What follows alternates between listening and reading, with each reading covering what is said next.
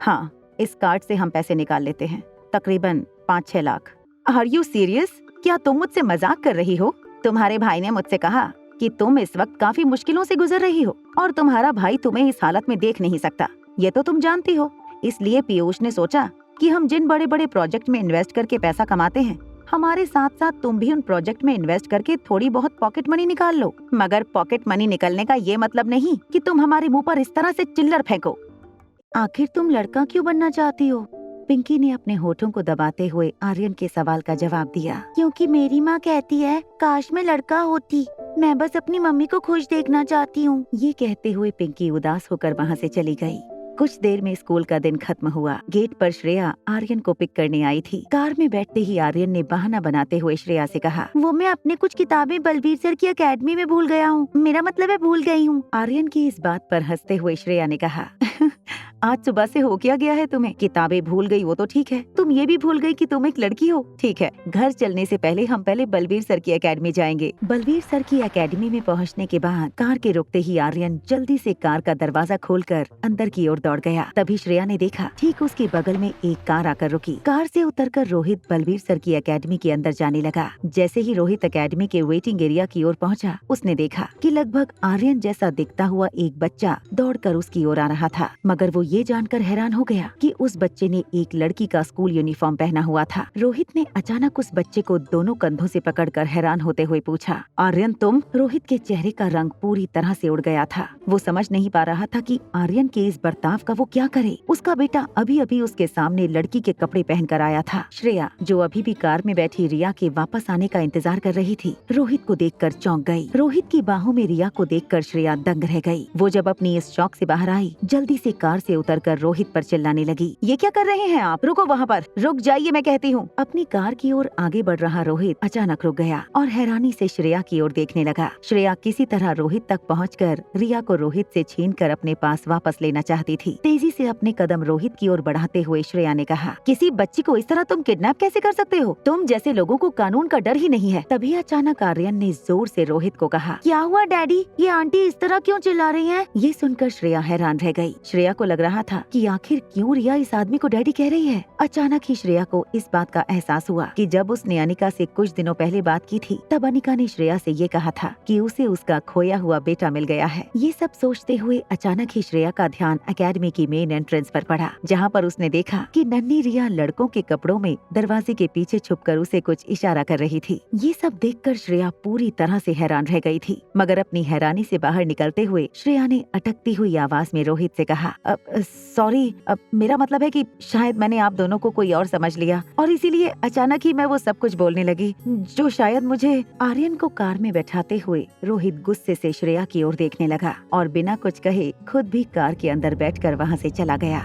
उन दोनों के जाने के बाद रिया दौड़कर बाहर आई और श्रेया से कहने लगी, छोटी मम्मी, आज तो मुझे लगा था कि हमारा भांडा जरूर फूट जाएगा। आपको पता है मैं कितना डर गई थी। श्रेया फटी हुई आंखों से बस रिया को देखे जा रही थी। रिया ने अपनी छोटी मम्मी का हाथ पकड़कर उसे गाड़ी में बैठाते हुए कहा, आप गाड़ी के अंदर बैठिए, मैं आपको सब कुछ समझाती हूँ। रास्ते में नन्ही रिया ने अपनी छोटी मम्मी श्रेया अय्यर को आर्यन और रिया के बीच चल रही इस अदला बदली के बारे में सब कुछ बता दिया। श्रेया अय्यर समझ नहीं पा रही थी कि इतने छोटे बच्चों में इतनी हिम्मत और इतनी अकल आई कहाँ से। श्रेया बड़ी मुश्किल से अपना ध्यान ड्राइविंग पर रख पा रही थी। तभी श्रेया के कंधे पर रिया ने अपना नन्हा सा हाथ रखकर कहा, आप इतनी ब्यूटीफुल हैं, सॉफ्ट हैं, जेंटल हैं, इतनी अंडरस्टैंडिंग है। मुझे पता है कि आप मेरी इस रिक्वेस्ट को जरूर मानेंगी और मुझे ये भी पता है कि आप अपनी नन्ही सी रिया को मम्मा के हाथों पिटते हुए भी नहीं देख सकेंगी, क्योंकि आप दुनिया की सबसे प्यारी छोटी मम्मी हैं, है ना? मुस्कुराती हुई श्रेया ने रिया का नाक दबाते हुए कहा, अब इस तरह तुम अपनी छोटी मम्मी को मनाओगी तो दुनिया की कोई ताकत ऐसी नहीं जो मुझे तुम्हारी बात मानने से रोक सके। थोड़ी देर में श्रेया और रिया मल्होत्रा हाउस पहुँच गए। जैसे ही वो लोग बंगले के गेट के अंदर आकर गाड़ी पार्क करने लगे, उन्होंने देखा कि गार्डन में झूले पर अनिका बैठी थी। जैसे ही रिया अनिका के पास दौड़कर आने लगी, अनिका ने रिया को देखते ही कहा, रिया, तुम्हारी स्कूल टीचर ने अभी अभी फोन किया था। मम्मा, वो मैं आपको। इससे पहले कि रिया अनिका को सॉरी कह पाती, अनिका ने अपने दोनों हाथों से रिया के कंधे पकड़ लिए और कहा, तुम्हारी टीचर तो तुम्हारी बहुत तारीफ कर रही थी। आखिर क्या जादू कर दिया है तुमने अपनी टीचरों पर जो तुम्हारी इतनी तारीफ की जा रही है स्कूल में? अपने दोनों हाथ हवा में उछालते हुए रिया ने अपनी माँ से कहा, क्या करूँ, आपने बेटी ही ऐसी पैदा लड़की है जिसकी जितनी तारीफ की जाए उतनी कम है, तो आपको इन सब बातों पर प्राउड फील नहीं होना चाहिए। जैसे ही रिया बंगले तक पहुंची, अनिका ने फिर से उसे रोकते हुए कहा, और हाँ, तुम्हारी स्कूल की टीचरों ने ये भी कहा है कि मेहरबानी करके आपकी बेटी से कहिए कि स्कूल के बच्चों में कोई अंधविश्वास न फैलाए कि कोई लड़का जब चाहे तब लड़की बन सकता है। तुम्हारी स्कूल के किसी यश नाम के लड़के ने आज ऐसी कोशिश की थी, आज तो किसी तरह वो बच गया, मगर आइंदा मेहरबानी करके आपकी बेटी से कहिएगा कि ऐसा कोई अंधविश्वास स्कूल के बच्चों में न फैलाए। अनिका की ये बात सुनकर रिया तुरंत पलट कर कहने लगी, वो तो एक बेवकूफ लड़का है, सिर्फ शरीर से बड़ा है पर दिमाग से अभी भी वो छोटा बच्चा है, ऐसी बात पर कोई कैसे विश्वास कर सकता है। गुलेरिया हाउस। वहाँ करण गुलेरिया के घर पर यश के पापा सिद्धार्थ गुलेरिया यश को डांटते हुए कह रहे थे, कोई लड़का कभी लड़की कैसे बन सकता है, वो भी इस तरह। अगर आगे से तुमने ऐसी कोई बकवास पर यकीन किया या दोबारा से ऐसा कुछ करने की कोशिश की तो इतना याद रखना, तुम्हें इतनी दूर किसी बोर्डिंग स्कूल में भेज दूंगा कि तुम यहाँ अपने परिवार वालों से बात करने को तरस जाओगे। मगर मैं झूठ नहीं बोल रहा हूँ, स्कूल के सब बच्चे जानते हैं, आप चाहो तो पिंकी से पूछ लो, अगर मुझ पर विश्वास नहीं है आपको तो पूछो पिंकी से, मैं सच कह रहा हूँ या नहीं। यश के मुँह से ये बात निकलते ही यश पर गुस्सा कर रहे सिद्धार्थ ने बीच हवा में ही अपना हाथ रोक लिया और सोफे पर बैठे अपने भाई आकाश गुलेरिया की ओर देखा। आकाश ने अपने हाथों में नन्ही सी पिंकी को पकड़ रखा था। जब आकाश ने यश की बात सुनी तो पिंकी की पीठ पर हाथ घुमाते हुए आकाश गुलेरिया ने पिंकी से पूछा, बेटा क्या ये सही कह रहा है? अपनी आँखों को झुकाकर पिंकी ने हाँ में अपना सर हिला दिया। पिंकी का जवाब मिलते ही आकाश हैरान हो गया। आकाश ने पिंकी से फिर से धीमी आवाज में पूछा, क्या आपने रिया को बाथरूम में देखा था? इस बार पिंकी ने ना में अपना सर हिलाया। पिंकी का ये जवाब मिलते ही आकाश को एक बात का यकीन हो गया कि जरूर इन बच्चों को किसी बात की गलतफहमी हो गई है। जैसे ही पिंकी को हाथ में लेकर आकाश सोफे पर से खड़ा हुआ, पिंकी ने धीमी आवाज में आकाश गुलेरिया के कान में कहा, मगर मुझे पता है कि रिया बॉयज टॉयलेट में गई थी। आकाश ने अपनी आवाज ऊंची ही रखते हुए नताशा से पूछा, तुम मेरी बेटी के दिमाग में ये बात क्यों डालना चाहती हो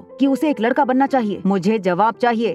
आकाश, हमारी सगाई को इतने साल बीत चुके हैं, मगर तुम अब तक मुझे अपनी पत्नी के रूप में स्वीकार करने को राजी ही नहीं हो रहे हो। क्या ये सब कुछ इसीलिए है क्योंकि पिंकी एक लड़की है? एक बात हमेशा याद रखना, पिंकी मेरी बेटी है और तुम उसे इस तरह से ब्रेन वॉश नहीं कर सकती। कबर्ड का एक दरवाजा जो खुला था उसे जोर से धकेलते हुए आकाश नताशा के रूम से बाहर निकल गया। वहाँ मल्होत्रा हाउस में अनिका के इंटरोगेशन से बचने के बाद रिया अपने कमरे में बैठकर मैथमेटिक्स की किताबें पढ़ने लगी। उसे पता था कि उसके लिए ये आने वाले कुछ दिन बहुत टफ गुजरने वाले थे, क्योंकि ना ही रिया सिर्फ मैथ में कमजोर थी, मगर उसे मैथ में कोई खास इंटरेस्ट भी नहीं था। इसलिए मैथमेटिकल ओलंपियाड कंपटीशन में हिस्सा लेना रिया के लिए ठीक वैसा ही था जैसा आर्यन के लिए डांस कंपटीशन में हिस्सा लेना। लगभग 10 मिनट तक मैथ के कुछ प्रॉब्लम सॉल्व करने के बाद रिया मैथ की किताबों से बातें करने लगी। रिया ने अपनी किताबों से कहा, हाँ, अब आप लोगों को थोड़ा ब्रेक लेना पड़ेगा क्योंकि आपको देख देख कर मेरे सर में दर्द होने लगा है। Right now it's time for live stream. मैं अपनी लाइव स्ट्रीम खत्म करूंगी, फिर वापस आपके पास आकर आपकी सारी प्रॉब्लम सॉल्व करूंगी। किताबों को एक तरफ रखते हुए रिया ने अपना मोबाइल फोन उठाया और लाइव स्ट्रीम ऐप में लॉग ऑन किया। जैसे ही रिया ने उस ऐप में लॉगिन किया, एक बड़ा सा पॉपअप उसकी स्क्रीन पर फ्लैश होने लगा। Little angel versus kind human. अलग अलग रंगों में लाइव स्ट्रीम पर कुछ रूल्स एंड रेगुलेशन फ्लैश होने लगे। कमेंट सेक्शन में लोगों की कमेंट्स आना भी शुरू हो गई थी। इस कंपटीशन में रिया ने पहली बार पार्टिसिपेट किया था। हालांकि रिया के फैन पिछले कुछ दिनों में बहुत बढ़ गए थे और उसके नंबर 1 फैन उसके फैन नानू ने रिया की सपोर्ट में काफी टोकन भी भेजे थे। मगर फिलहाल रिया ने जिस कंपटीशन में पार्टिसिपेट किया था, उस कंपटीशन में पार्टिसिपेट करने वालों का देश और दुनिया भर से लाखों की संख्या में फैन बेस था। फैन के मामले में रिया इन सब से काफी पीछे थी। वहाँ इस लाइव स्ट्रीमिंग प्लेटफॉर्म कंपनी के सुपरवाइजर इस फेस ऑफ कंपटीशन के इंचार्ज से चैट कर रहा था। सुपरवाइजर ने इंचार्ज से पूछा, इस साल की हमारी कंपटीशन कैसी चल रही है? क्या कोई नया इंटरेस्टिंग धमाकेदार टॉपिक मिला है हमें, जिससे इस साल हम अपने इवेंट को और ज्यादा बड़ा कर सकें? इंचार्ज ने रिप्लाई देते हुए कहा, इस बार भी हर साल की तरह बड़े बड़े लाइव स्ट्रीमर्स हमारी कंपटीशन में हिस्सा ले रहे हैं, मगर इस बार मेरी सबसे ज्यादा होप जिस पार्टिसिपेंट से है, उस पार्टिसिपेंट का लॉगिन आईडी नाम है लिटिल एंजल। इंचार्ज की कमेंट पढ़कर सुपरवाइजर हैरान हो गया।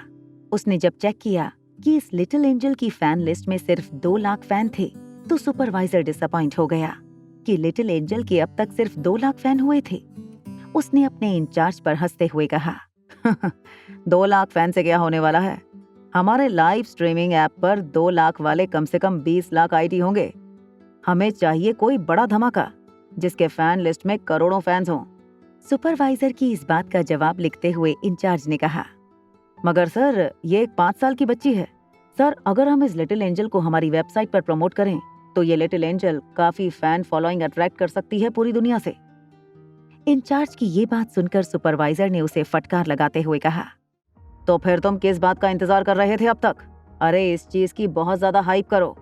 हर जगह लिटिल एंजल को प्रमोट करो, चाहे सोशल मीडिया हो या फिर हमारे गेमिंग प्लेटफॉर्म। हर जगह इस बात को बड़े बड़े अक्षर में लिखो। चाहिए तो ये वीडियो अपलोड करो। कुछ भी करके इस लिटिल एंजल की फैन फॉलोइंग बढ़ाओ। तुम्हें नहीं पता कि तुम्हारे हाथ में कितना बड़ा खजाना लगा है। तुम्हारे रिसर्च की दाद देता हूँ। ये लड़की सचमुच एक करिश्मा है। हो सकता है कि आगे चलकर ये लड़की इंटरनेट गेमिंग दुनिया की एक सेंसेशनल सुपरस्टार बन जाए। मगर एक बात है, हमारे पास इस बच्चे का जो फोटोग्राफ है वो काफी ब्लर है। इस बच्चे का कोई अच्छा सा फोटो ढूंढने की कोशिश करो। हम लिटिल एंजल को इस बार हमारी प्रमोशनल एक्टिविटीज में जरूर यूज करेंगे। इससे उसकी पॉपुलैरिटी पूरे देश में काफी बढ़ जाएगी। वहां रिया अपनी गेम खेलने में मस्त थी। सुपरवाइजर और इंचार्ज की बातों से बिल्कुल अनजान अपने आज के दिन के 2 टाइटल जीत चुकी थी। 2 टाइटल जीतने के बाद रिया ने अपनी लाइव स्ट्रीम एंड कर दी। लाइव से लॉग आउट करने के बाद रिया आज बेहद खुश थी। मगर जैसे ही उसकी नजर टेबल पर पड़ी मैथ की वर्कशीट पर पड़ी, अचानक ही रिया के चेहरे की चमक फिर से गायब हो गई। वहां नीचे डिनर करने के बाद अनिका अपने बेडरूम की ओर जाते हुए सीढ़ियां चढ़ने लगी। तभी अनिका ने पीछे से अंजलि मामी की आवाज सुनी। अंजलि मामी किशन मामा से कह रही थी, आपके पास इस वक्त कितने रुपए कैश पड़े हैं? किशन मामा ने अंजलि मामी की बातों का जवाब देते हुए कुछ देर सोचने के बाद कहा, घर में इस वक्त लगभग 4 से 5 लाख कैश पड़े होंगे। मगर क्या हुआ? तुम्हें कितने चाहिए? अंजलि मामी ने कुछ सोचने के बाद किशन मामा से कहा, मुझे कम से कम 8 लाख चाहिए। किशन मामा ने अंजलि मामी की इस बात पर हैरान होते हुए उनसे पूछा, 8 लाख कैश? मगर इतने सारे रुपए तुम्हें क्यों चाहिए, और वो भी अचानक? क्या बात है अंजलि, मुझे बताओ। अंजलि मामी ने थोड़ी झिझक के साथ किशन मामा की बातों का जवाब देते हुए कहा, नहीं नहीं, कुछ नहीं। ये कहते हुए अंजलि मामी वहां से चली गईं। जब अनिका ने देखा अंजलि अपने बेडरूम में गई है तो उनका पीछा करते हुए अनिका भी अंजलि मामी के बेडरूम में चली गई। दरवाजे के पास खड़ी अनिका ने अंजलि मामी को अपने कबर्ड से अपनी कुछ ज्वेलरी निकालते हुए देखा। सारी ज्वेलरी को बिस्तर पर रखकर अंजलि मामी उनकी ओर देखकर कुछ सोचने लगी। तभी अंजलि मामी को इस बात का एहसास हुआ कि उनके कमरे में कोई खड़ा है। जैसे ही अंजलि मामी ने मुड़कर देखा, अनिका ने अंजलि मामी की ओर हैरानी से देखकर पूछा, क्या आप ये जेवर बेचने के बारे में सोच रही हैं? पीछे खड़ी अनिका की बात सुनकर अंजलि मामी ने सारी गहनों को फिर से अलमारी में रखते हुए अनिका से कहा, अरे बेटा, ये तो काफी वक्त हो गया था, मैंने अपनी अलमारी अरेंज नहीं की थी, इसलिए सोचा कि आज एक बार अलमारी को फिर से ठीक से अरेंज कर लूं। मामी, आपको पैसों की जरूरत है? अनिका के मुंह से ये बात सुनते ही अंजलि मामी हैरान होकर अनिका की आंखों में देखने लगी। कुछ देर एक दूसरे को देखने के बाद अनिका ने अपनी पर्स से एक एटीएम बैंक कार्ड निकाला और अंजलि मामी के सामने बिस्तर पर रखते हुए कहा, ये लीजिए मामी, आपको जितनी जरूरत हो इस कार्ड से निकलवा लीजिएगा। अनिका के इस जेस्चर को देखते ही अंजलि मामी की आंखें भर आईं। अंजलि मामी ने वो कार्ड अनिका के हाथों में फिर से रखते हुए कहा, तुम हमारी बच्ची हो, मैं तुम्हारे पैसे कैसे ले सकती हूँ? मामी, आप चिंता ना कीजिए, इसके अलावा भी मेरे पास कुछ और रुपए पड़े हैं, आप इस बैंक के सारे रुपए यूज कर सकती हैं, कोई प्रॉब्लम नहीं होगी।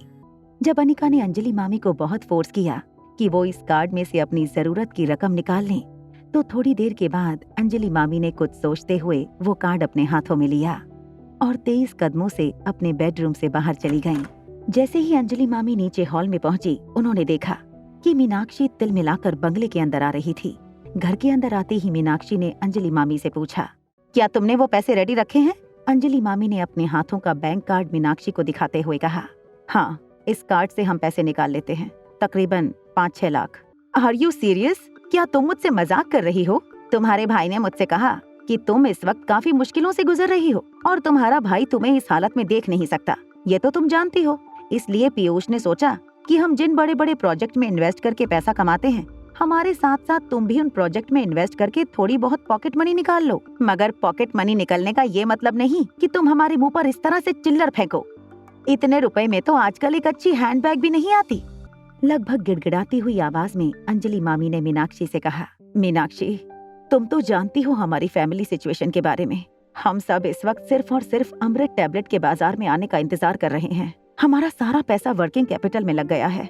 अमृत टैबलेट बनाने के लिए जो कैपिटल इन्वेस्टमेंट चाहिए, उसी में हमारा सारा पैसा लग गया है। अब जब तक वो दवाई मार्केट में नहीं आती और हमारी कमाई शुरू नहीं होती, तब तक के लिए बस मुझे थोड़ा सा सहारा चाहिए। इसीलिए मैंने सोचा कि थोड़ा बहुत इन्वेस्टमेंट करके अगर मैं पैसे कमा सकूं, तो आने वाले कुछ दिनों के लिए मुझे वो पैसे काम आ जाएंगे। इस घर को अगर तुम गिरवी रख देती हो तो अच्छी खासी रकम तुम्हें मिल सकती है, कम से कम 5 करोड़ रुपए। अब सोचो, 5-6 करोड़ का इन्वेस्टमेंट करोगी तो रिटर्न्स भी ज्यादा मिलेंगे और उन रिटर्न से तुम अपनी फैमिली का ख्याल भी रख पाओगी। मैं बस इसलिए इन्वेस्ट करना चाहती हूँ ताकि मैं थोड़ी साइड इनकम खड़ी कर सकूँ अपने परिवार के लिए। उसके लिए घर गिरवी रखना मुझे ठीक नहीं लग रहा है। अगर तुम 3 करोड़ रुपए इन्वेस्ट करती हो तो कम से कम प्रॉफिट में तुम्हें 1 से 1.5 करोड़ रुपए मिलेंगे। मगर तुम हमें क्या ऑफर करना चाहती हो? 6-7 लाख रुपए। ये हमारे लिए कितनी शर्म की बात होगी, कभी सोचा है तुमने?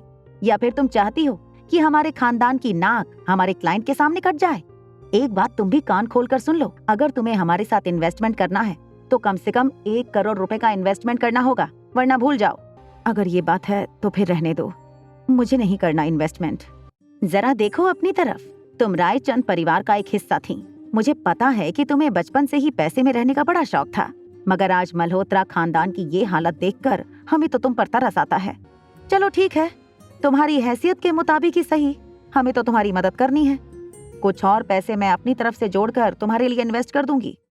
इससे पहले कि अंजलि मामी की इंसल्ट करते हुए मीनाक्षी आगे कुछ कहे, अनिका ने अपनी आवाज ऊंची करते हुए मीनाक्षी से कहा, मेरी मामी को तुम्हारी भीख नहीं चाहिए। अनिका की ये आवाज सुनकर मीनाक्षी और अंजलि मामी दोनों चौंक गए।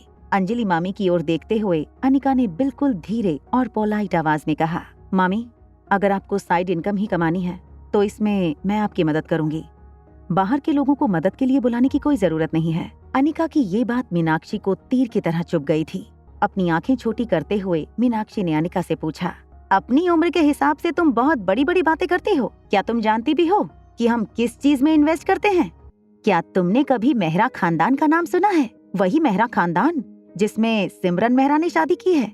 मारवा परिवार ने जब रियल एस्टेट बिजनेस में अपना कदम रखा तो उनके साथ साथ मेहरा खानदान भी उनके कंधे से कंधा मिलाकर अपना बिजनेस रियल एस्टेट में बढ़ाने लगे। अब मेहरा खानदान ने दिल्ली से 50 किलोमीटर दूर एक बहुत बड़ा प्लॉट खरीदा है और हमारे साथ कई ऊंचे खानदान के लोग मेहरा खानदान की इस प्रॉपर्टी प्रोजेक्ट में इन्वेस्ट करने वाले हैं। और ये बात तो सभी जानते हैं कि बस कुछ ही वक्त में उनके इन्वेस्ट किए हुए पैसे कम से कम 4 गुना हो जाएंगे। हमारी इन्वेस्टमेंट की रकम पूरे 25 करोड़ है और तुम चाहती हो कि तुम्हारे ये 7-8 लाख लेकर हम मिस्टर मेहरा से कहें कि वो ये पैसे लेकर तुम्हारी मदद करें, तुम्हें कुछ पैसे कमा कर दें। मीनाक्षी की ये बात सुनते ही डरी हुई अंजलि मामी तुरंत मीनाक्षी के पास गयी और उससे कहने लगी, देखो, मेरे पास ये 2 कार्ड हैं। इन 2 कार्ड में से अगर 15-20 लाख भी निकलते हैं तो प्लीज क्या तुम इन पैसों को उस प्रोजेक्ट में लगाकर हमारी कुछ मदद कर सकती हो? मीनाक्षी ने अपनी नजरें नीचे करके उन दोनों कार्ड की ओर देखा और फिर अंजलि मामी से कहा, अब तुम्हारे भाई ने तुम्हारी मदद करने का फैसला कर ही लिया है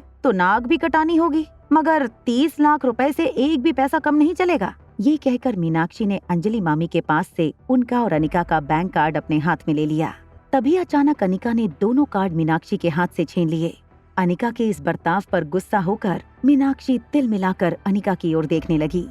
आगे की कहानी जानने के लिए देखें अगला एपिसोड सिर्फ पॉकेट एफएम के YouTube चैनल पर। और एक लड़की को देखा तो के सारे एपिसोड को सुनने के लिए डिस्क्रिप्शन में दी गई लिंक से डाउनलोड करें पॉकेट एफएम ऐप।